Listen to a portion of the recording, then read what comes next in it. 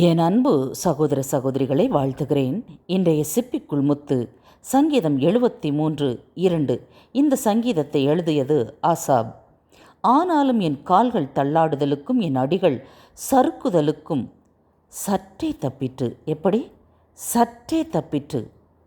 என் கால்கள் தள்ளாடினது, என் அடிகள் சறுக்கினது. ஆனாலும் மயிரிழையில் தப்பித்தேன் என்று சொல்லுகிறோம் அல்லவா? அதுபோல சற்றே தப்பிற்று. யார் தப்பிக்க வைத்தது? கர்த்தருடைய கரம் சட்டுன்னு வருங்க. ஆண்டவருடைய பிள்ளைங்களை அப்படியே காப்பாற்றிரும் பாருங்களேன். ஆனாலும் என்று தொடங்குகிறது. எப்பொழுதும் தேவ செய்தியில் நான் சொல்லுவேன், ஆனாலும், ஆகையால், அப்படியானால், மேலும் என்று தொடங்கினா முதல் வசனத்துக்கு தொடர்பு இருக்கிறது.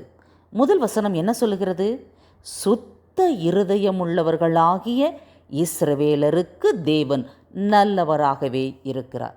இந்த சுத்த இருதயமுள்ளவர்களை ஆண்டவர் நேசிக்கிறார்.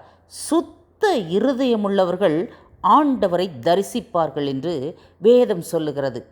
சுத்த இருதயமுள்ளவர்களாகிய இஸ்ரவேலருக்கு, இஸ்ரவேல் நாட்டில் இருக்கிறவங்களுக்கு தான் சிஸ்டர் அவர் நல்லவராக இருக்கிறாரு, தவறாக கணக்கு போட்டுறாதீங்க. இஸ்ரவேலர்கள் என்றால் அவரால் தெரிந்து கொள்ளப்பட்ட தேவனுடைய ஜனம், ரட்சிக்கப்பட்ட தேவனுடைய ஜனம் இஸ்ரவேலர். அப்படின்னா சுத்த இருதயம் தேவைப்படுகிறது. சுத்த இருதயம் இருந்தால் தேவன் நல்லவராகவே இருப்பார். சுத்த இருதயமுள்ளவர்கள் பாக்கியவான்கள், அவர்கள் தேவனை தரிசிப்பார்கள். ஓகே, இப்போ ஆனாலும் இந்த சுத்த இருதயம் உள்ளவர்களுக்கு கால்கள் தள்ளாடும், அடிகள் சறுக்கும், சோதனைகள் இல்லாமல் கிறிஸ்தவர்களுக்கு, ஆண்டவரை அறிந்த தேவனுடைய பிள்ளைகளுக்கு வாழ்க்கை இல்லை. ஆனாலும் சட்டுன்னு ஒரு கரை வந்து உங்களை தப்புவிக்குங்க, உங்களை காப்பாற்றும். அது மட்டும் இல்லை, இந்த ஆசாபு துன்மார்க்கருடைய வாழ்வை பார்த்தாராம். பார்த்துட்டு அவருக்கு கோபமும் பொறாமையும் வந்துச்சான். ஏன் இவங்க மட்டும் இவ்வளோ நல்லா இருக்கிறாங்க, மரண பரியந்து இவங்களுக்கு ஒரு பிரச்சனை இல்லாமல் சுகபோகமாக ஐஸ்வர்யமாக வாழ்கிறாங்களே அப்படிங்கிற ஒரு பொறாமை. நமக்கும் இதே போல் கேள்வி ஆசாபை போல் உண்டு பாருங்களேன். நான் 24 மணி நேரம் ஜெபம் பண்ணுறேன், எல்லாம் பண்ணுறேன். ஆனால் இந்த துன்மார்க்கர் அடுத்தவங்க வயிற்றை அடித்து பொழைக்கிறான், ஆண்டவருக்கு விரோதமாக இருக்கிறான், ஆனால் நல்லா வாழ்கிறான் சிஸ்டர். இந்த ஆசாப் சொல்கிறாரு 4வது வசனத்திலிருந்து, மரண பரியந்து அவங்களுக்கு இடுக்கனே இல்லை, அவங்க பலன் உறுதியாக இருக்கிறது, மனுஷர் படுகிற எந்த வருத்தத்துலேயும் அவங்க அகப்படுறதில்லை.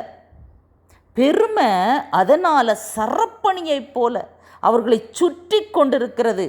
கொடுமை ஆடையைப் போல் அவர்களை மூடிக்கொள்ளும். அவர்கள் கண்கள் கொழுப்பினால் எடுப்பாய் பார்க்கிறது. ஏன் அப்படி பார்க்கிறது?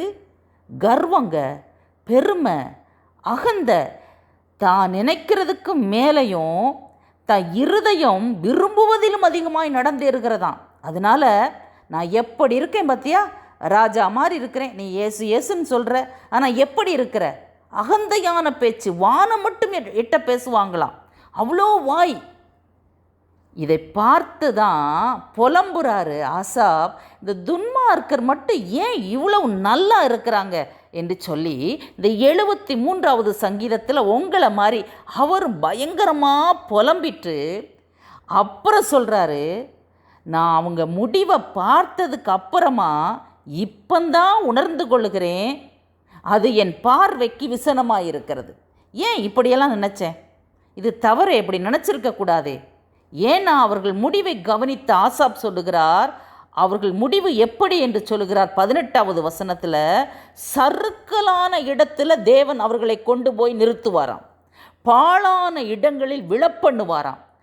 அவர்கள் ஒரு நிமிஷத்தில் பாழாய் போவார்கள், பயங்கரங்களால் அழிந்து நிர்மூலமாவார்கள். நித்திர தெளிஞ்ச உடனே சொப்பனம் காணாமல் போயிருங்க. அதுபோல ஆண்டவரே, நீர் விழிக்கும் போது அவர்கள் வேஷத்தை இகழுவீர் என்று சொல்லுகிறார். நீங்கள் விழிச்சிட்டிங்கன்னா, நீங்கள் எங்களுக்கு ஃபேவர் பண்ணுறதற்காக அந்த துன்மார்க்கன் பக்கம் திரும்பி பார்த்துட்டிங்கன்னா, ஒரே ஒரு நிமிஷம்தான், நித்திரை தெளிந்தவுடன் சொப்பனம் ஒளிவது போல அவங்க வேஷத்தை இகழ்ந்துருவீங்க. வேஷத்தை கலைச்சிருவீங்க, சறுக்கலான இடத்துல கொண்டு போய் நிறுத்திடுவீங்க. இப்படி சொன்னவர் இப்போ என்ன சொல்கிறாரு தெரியுமா? 25வது வசனம், பரலோகத்தில் உம்மை அல்லாமல் எனக்கு யார் உண்டு, பூலோகத்தில் உம்மை தவிர எனக்கு வேறு விருப்பமில்லை. பரலோகத்தில் உம்மை தவிர யாருமே இல்லை. பரலோகத்தில் நான் நித்தியமாய் உம்மோடு கூட தான் அரசாளப் போகிறேன். இந்த அனந்த பாக்கியம் எத்தனை பேருக்கு கிடைக்கும் பிரியமானவர்களே? இந்த பூலோகத்தில் வேணாம் துன்மார்க்கன் சுகித்து வாழ்ந்து விடுவான் பாருங்களேன். ஆனால் இது டெம்பரவரிங்க, இது நிரந்தரம் இல்லை. உலகம் என்பது ஒரு வாடகை வீடு. இன்று மறித்த உடனே நாளைக்கு ஒரு இடத்தை சந்திக்கணும் பாருங்களேன். அங்கே யார் இருப்பா தெரியுமா? பரலோகத்தில் ஆண்டவரை தவிர வேற யாரும் இருக்க முடியாது. அப்போ ஆளுகை கர்த்தருடைய பிள்ளைகளுக்கு, உத்தம இருதயம் உள்ள இஸ்ரவேலருக்கு, கர்த்தரால் தெரிந்து கொள்ளப்பட்ட தேவனுடைய ஜனத்துக்கு பிரியமானவர்களே.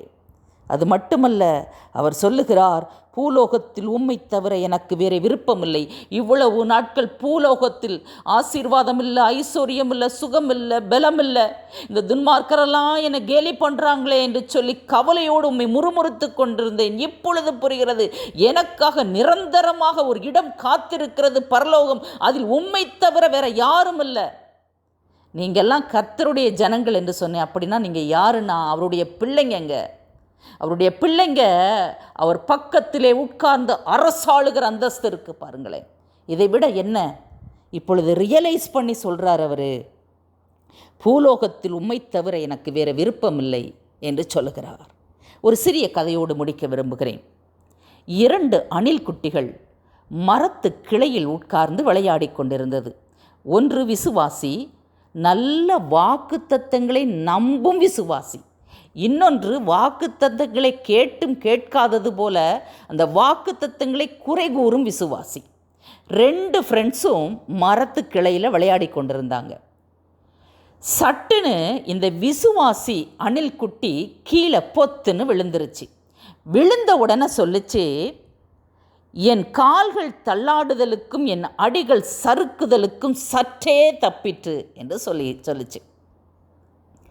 மேலே இருந்த அவிஸ்வாசி, என்ன வசனம் சொல்கிற, வார்த்தை சொல்கிற, மேலிருந்து கீழே விழுந்து உன் வயிற்றில் அடிபட்டு வயிறெல்லாம் மண்ணாக இருக்குது, உட்காந்து அழுது கொண்டு இருக்கிறாய், இப்போ சொல்கிற என் கால்கள் தள்ளாடுதலுக்கும் என் அடிகள் சறுக்குதலுக்கும் சற்றே தப்பிட்டுன்னு சொல்கிற என்று சொல்லிச்சு. இல்லை, எனக்கு மரணம் வரல பார்த்தியா, அவ்வளோ தூரத்துலேருந்து விழுந்திருக்கிறேன், எனக்கு எதுவுமே வரல பார்த்தியா, அதனால் ஆண்டவரை துதிச்சு சொன்னேன். அது கேலி பண்ணி கொண்டு அவிசுவாசி அணில் குட்டி மரத்துக்கு மேலே உட்கார்ந்திருந்தது. மரத்தின் கிளையிலே ஒளிந்து கொண்டிருந்த ஒரு பாம்பு சட்டுன்னு அந்த அணில் குட்டியை கவ்விருச்சுங்க. இப்போ அணில் குட்டி மேலேருந்து சொல்லுது கீழே விசுவாசியை பார்த்து, நீ சொன்ன வசனம் சரிதான், உன் கால்கள் தள்ளாடுதலுக்கும் உன் அடிகள் சறுக்குதலுக்கும் சற்றே தப்பிட்டு உன்னை காப்பாற்றுவதற்காக மேலே இருந்து கீழே தள்ளிவிட்டாரே உன் ஆண்டவர் பெரியவர்தான், நீ நம்பும் கர்த்தருடைய வார்த்தைகளும் பெரியதுதான் என்று மடிந்து போய்விட்டது. இப்போ புரிஞ்சிச்சா? நீங்கள் எதுலையாவது கீழே விழுந்துட்டேன், சறுக்கிட்டேன், கீழே விழுந்தது போல தோன்றுகிறது என்று நினைக்கிறீங்களா? இல்லை, உங்களை காப்பாற்றுவதற்கு நடந்தது தான் இந்த நிகழ்ச்சி. ஆனால் கர்த்தருடைய பிள்ளைங்களை, இருதயத்தில் சுத்தமுள்ளவர்களை, ஆண்டவரால் தெரிந்து கொள்ளப்பட்ட இஸ்ரவேலர்களை சட்டுன்னு ஒரு கரம் வருங்க உங்கள் ஆபத்தில், அப்படியே உங்களை தப்பு வச்சிரும். God bless you.